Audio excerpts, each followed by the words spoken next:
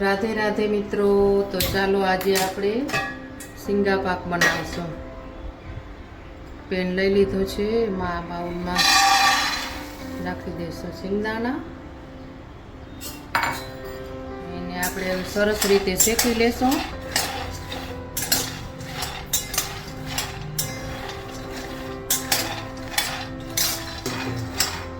આપણે આને સારી રીતે શેકી લેશું, જેથી એના ઉપરના ફોતરા જલ્દીથી નીકળી જશે અને સરસ મજાના શેકાઈ જશે.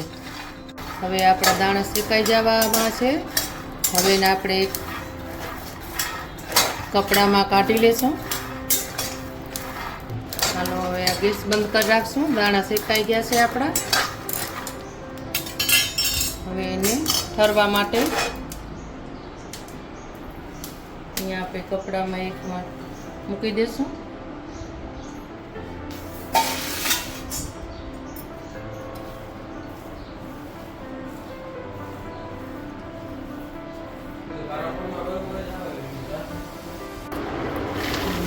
દાણા હવે ઠંડા થઈ ગયા છે, તો આપણે ફોતરા કાઢી લેશું. આપણે મિક્સરમાં રાખી દીધા છે. હવે એને ક્રશ કરી લેશું.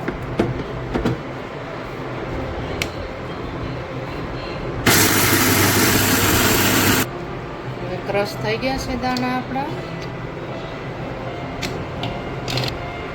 હવે આમાં આપણે કાઢી લેશું.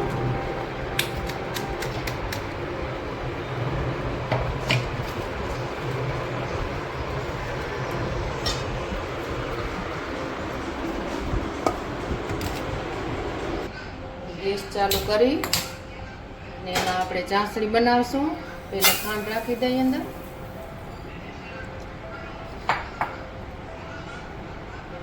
થોડુંક ખાંડ ડૂબે એટલું પાણી રાખશું.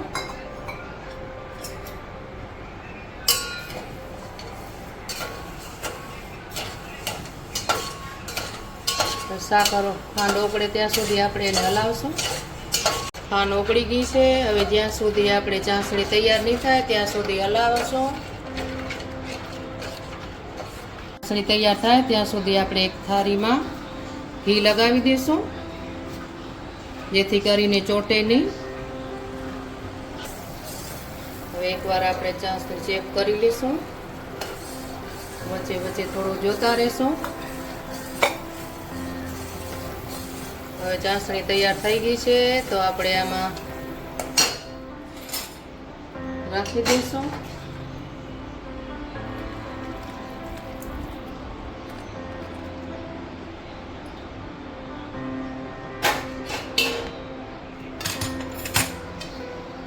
મિક્સ કરી લઈશું.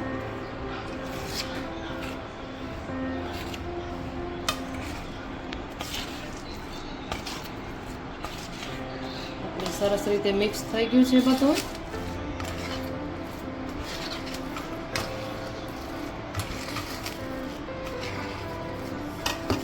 હવે આપણે આ ઘીવાળી થાળીમાં કાઢી લઈશું.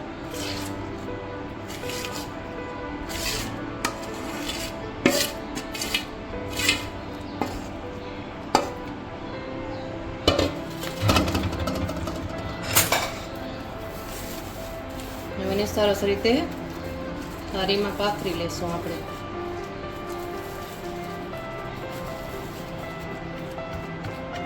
સરસ રીતે આપણે એને પાથરી લેશું. હવે સિંગા પાક બની ગયો છે આપણો, અને એને ઠરવા મૂકી દઈએ. ત્યાં સુધી જ્યાં ઠરી જશે ત્યારે એના ચોરસ ટુકડા પાડી અને આપણો સિંગા પાક તૈયાર.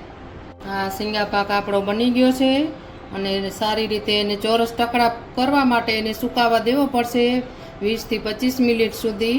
ત્યાં સુધી આપણે પંખા નીચે રાખી દઈશું. હવે મિત્રો આ ઠંડુ પડી ગયું છે. આપણે એને પીસ કરી લેશું.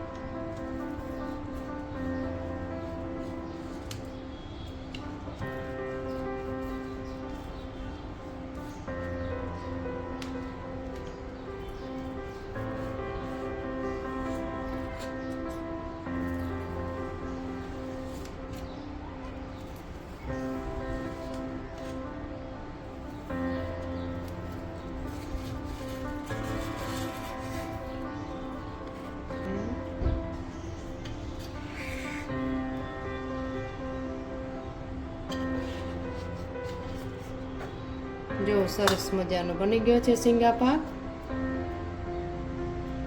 આવી જ રીતે તમે અમારા વિડીયો જોવા હોય તો અમારા યુટ્યુબ ચેનલ ઉપર જઈને જોઈ લેજો. અને વિડીયો સારો લાગ્યો હોય તો લાઈક, શેર અને સબસ્ક્રાઈબ કરવાનું ભૂલતા નહીં મિત્રો. રાધે રાધે. રાધે રાધે મિત્રો.